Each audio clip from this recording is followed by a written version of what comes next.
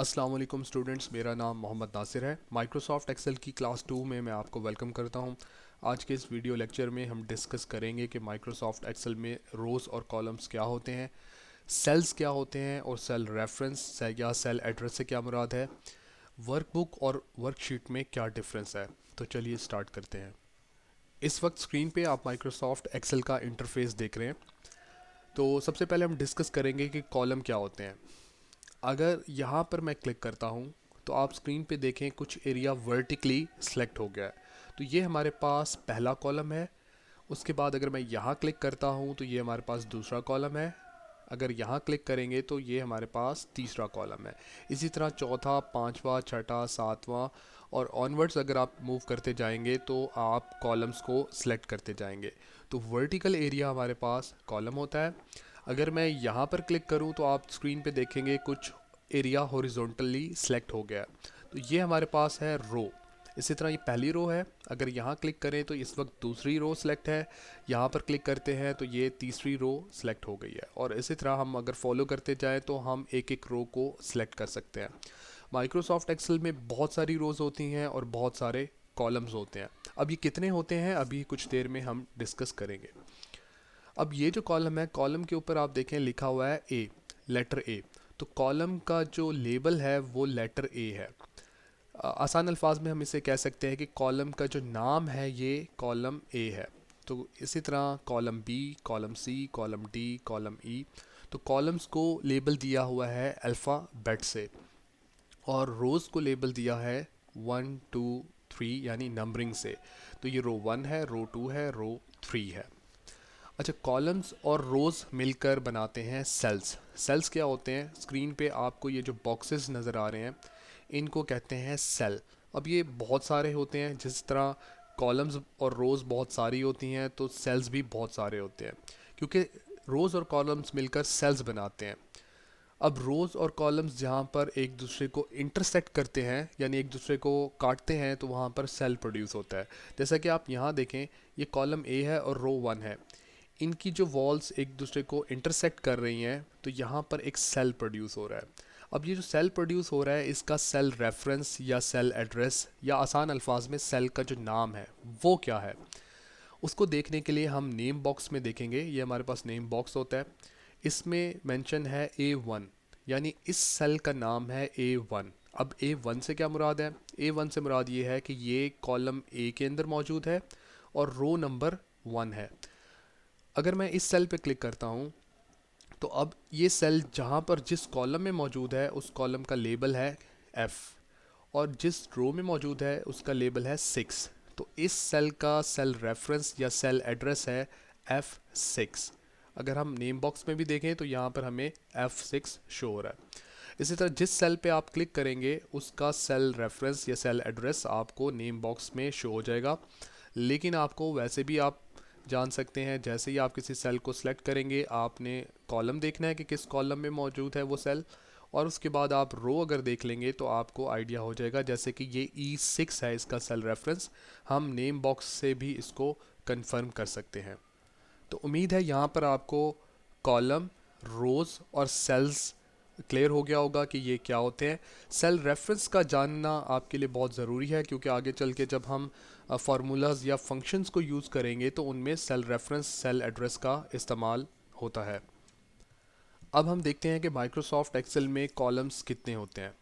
मैं इस वक्त मैंने F कॉलम पे क्लिक किया है, बल्कि मैं यहाँ पर इस सेल पे क्लिक कर देता हूँ जो कि F1 है।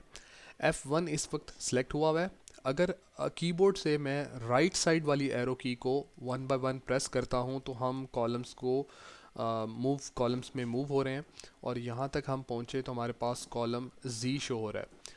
कॉलम Z के बाद आगे कम्बिनेशन स्टार्ट हो गया है, double A B, A C, A D, और बिल्कुल इसी तरह अल्फ़ाबेट्स के कम्बिनेशन के साथ कॉलम के लेबल्स हमें शो होते जाएंगे। अगर हम यूँ मूव करते जाएं तो बहुत सारे कॉलम्स होते हैं। माइक्रोसॉफ्ट एक्सेल में तकरीबन 16,500 के करीब कॉलम्स होते हैं। अगर मैं आखिरी कॉलम पे जाना चाहता हूँ तो मुझे कीबोर्ड से कंट्रोल होल्ड करना होगा और साथ में राइट वाली एरो की अगर मैं प्रेस करूँगा तो हम आखिरी कॉलम पे आ जाएंगे। आखिरी कॉलम का लेबल है XFD। और इसी तरह हम अगर पिछले कॉलम पे या फर्स्ट कॉलम पे जाना चाहते हैं तो हम कंट्रोल कीबोर्ड से होल्ड करके अगर लेफ़्ट एरो की को प्रेस करेंगे तो हम फर्स्ट कॉलम पे आ जाएंगे।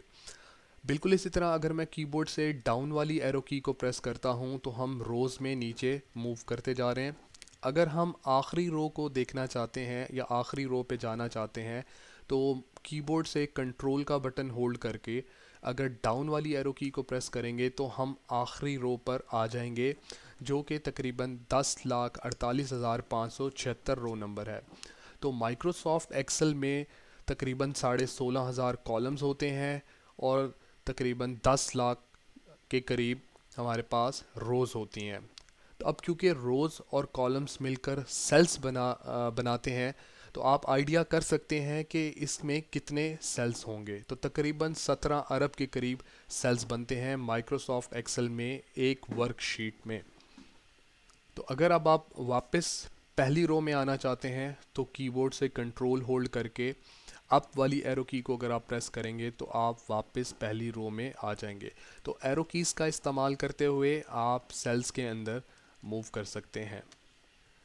अब यहाँ पर आप एग्जैक्ट नंबर्स देख रहे हैं कि माइक्रोसॉफ्ट एक्सेल में जो कॉलम्स होते हैं उनकी तादाद होती है 16,384 और नंबर ऑफ़ रोज़ जो हैं 10,48,576, जो कि 1 मिलियन के करीब रोज़ बनती हैं। सेल्स की बात करें तो सेल्स ये 17 अरब और बहुत बड़ा नंबर है, तो यहाँ पर 17 बिलियंस यानी 17 अरब सेल्स होते हैं। तो आप इमेजिन करें कि माइक्रोसॉफ्ट एक्सेल की एक वर्कशीट में कितना ज़्यादा डाटा स्टोर किया जा सकता है।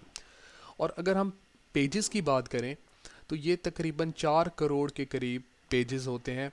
मतलब अगर माइक्रोसॉफ्ट एक्सेल की एक वर्कशीट को पूरा फिल कर दिया जाए यानी पूरा डाटा से भर दिया जाए और उसको प्रिंट किया जाए तो तकरीबन पूरी एक शीट को प्रिंट करने में 4 करोड़ के करीब पेजेस का इस्तेमाल होगा। माइक्रोसॉफ्ट एक्सेल में नंबर ऑफ़ रोज़ और नंबर ऑफ़ कॉलम्स चेक करने के लिए आप नेम बॉक्स के नीचे ये जो छोटा सा एक एरो नज़र आ रहा है, अगर आप यहाँ पर क्लिक को होल्ड रखेंगे तो आपको number of rows and number of columns show हो जाएंगी। और अगर आप नंबर ऑफ़ पेजेस खुद से देखना चाहते हैं तो इसके लिए आपको यहाँ से page break preview layout change set करना होगा। जैसे ही हम इस पर क्लिक करेंगे हमारा ये लेआउट सेट हो जाएगा। उसके बाद आपने कीबोर्ड से कंट्रोल होल्ड करके राइट वाली एरो की प्रेस करनी है और फिर डाउन वाली एरो की प्रेस करनी है। इससे आप आखिरी सेल में आ जाएंगे, यानी इस वर्कशीट के आखिरी सेल में हम इस वक्त मौजूद हैं। और अगर यहाँ पर कुछ टाइप करते हैं हम, तो मैंने अपना नाम टाइप किया है, तो जैसे हमने यहाँ पर नाम टाइप किया तो आप देखें लास्ट पेज हमें शो हो रहा है और ये वही नंबर है जो कि मैं ऑलरेडी आपको बता चुका हूँ। अब हम डिस्कस करेंगे कि माइक्रोसॉफ्ट एक्सेल की वर्कबुक और वर्कशीट में क्या डिफरेंस है। माइक्रोसॉफ्ट एक्सेल की जो एक फ़ाइल होती है उसको हम कहते हैं वर्कबुक, और एक वर्कबुक में मल्टीपल शीट्स हम क्रिएट कर सकते हैं। जैसा कि अभी आप स्क्रीन पे जो एक फ़ाइल देख रहे हैं जिसका नाम है लेक्चर 2, तो ये एक वर्कबुक है और इसमें 2 शीट्स बनी हुई हैं। एक शीट का नाम है रोज़ एंड कॉलम्स और सेकंड शीट का नाम है इंफॉर्मेशन। तो इस वक्त स्क्रीन पे आपको 2 शीट्स शो हो रही हैं। अगर मैं तीसरी शीट क्रिएट करना चाहूँ तो मैं यहाँ पर क्लिक करूँगा। जैसे यहाँ मैंने क्लिक किया तो एक हमारे पास तीसरी शीट क्रिएट हो गई है। अगर हम यहाँ पर क्लिक करते हैं तो इसी तरह से चौथी शीट भी क्रिएट हो गई है। तो आपको सिर्फ आज के इस वीडियो लेक्चर में वर्कबुक और वर्कशीट का डिफरेंस बताना था। बाकी वर्कबुक क्रिएट कैसे करेंगे या वर्कशीट कैसे क्रिएट करेंगे ये अगले लेक्चर्स में हम डिस्कस करेंगे। तो आई होप आपको आज का जो वीडियो लेक्चर में जो हमारे टॉपिक्स हैं वो क्लियर हो गए होंगे। अगर आपकी कोई क्यूरी हो, कोई क्वेश्चन हो तो आप कमेंट सेक्शन में मुझसे पूछ सकते हैं। अल्लाह हाफिज़।